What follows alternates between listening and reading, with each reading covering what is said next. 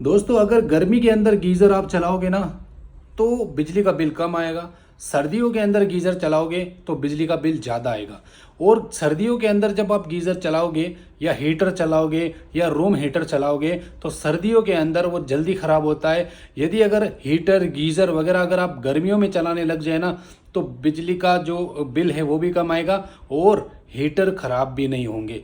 यानी कि resistive load के जो हीटर एलिमेंट होते हैं वो ख़राब नहीं होते हैं। इसका कारण मैं बताता हूँ, सबसे बड़ा कारण क्या होता है सर्दियों के अंदर ये चीज़ें ख़राब क्यों होती है। क्योंकि हमें रिक्वायर होती है सर्दी के अंदर ही इस सब चीज़ों को चलाने के लिए, बट सर्दियों में ही ख़राब होती है। दिखाता हूँ, देखो जब सर्दी आ जाती है गाइस तो सर्दियों में क्या है कि एसी वगैरह और बहुत बड़े बड़े लोड्स जो होते हैं, जो घरेलू एसी वगैरह होती है वो सब ऑलमोस्ट बंद हो जाती है। तो बंद होने के कारण हमारा ट्रांसफॉर्मर पे ज़्यादा लोड नहीं होता। ज़्यादा लोड नहीं होने के कारण वोल्टेज इंक्रीज हो जाते हैं। जैसे कि आप अपने आंखों से देख सकते हो यहाँ पर 255 वोल्टेज आ रहे हैं भैया।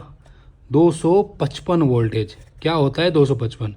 बहुत सारे प्रोडक्ट्स के अंदर लिखा हुआ होता है कि 230 से अधिक वोल्ट ना दें या 240 लास्ट होता है।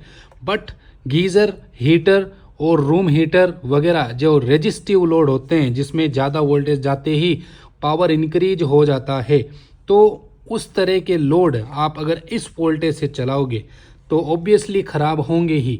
मान लीजिए एक हीटर है वो 2000 वोल्ट का है, यदि अगर उसमें कम वोल्टेज प्रोवाइड किया जाए यानी 200 वोल्टेज प्रोवाइड किया जाए तो वो 2000 वोल्ट नहीं लेगा, वो आराम से 1700-1600 वोल्ट ही लेगा।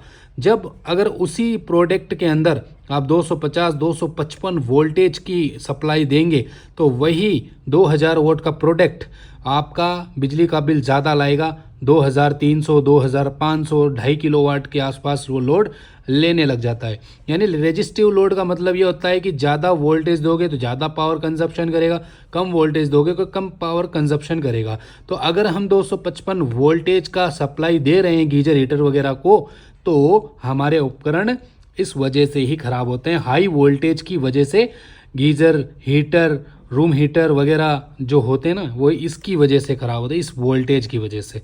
ठीक है ना, समझ पा रहे हो? तो इसके लिए भी एक स्टेबलाइजर जो होता है ना वो लगाना ज़रूरी है ताकि मेंटेन रहे वोल्टेज 230 से ऊपर ना जाए। तो एसी वाला स्टेबलाइजर मैं हमारे गीज़र वगैरह में यूज़ लेता हूँ ताकि हमारा जो वोल्टेज है वो एकदम मेंटेन रहे।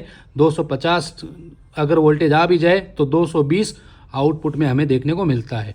तो स्टेबलाइजर का उपयोग लेना चाहिए गीज़र वगैरह के अंदर ताकि गीज़र की लॉन्ग लाइफ रहे।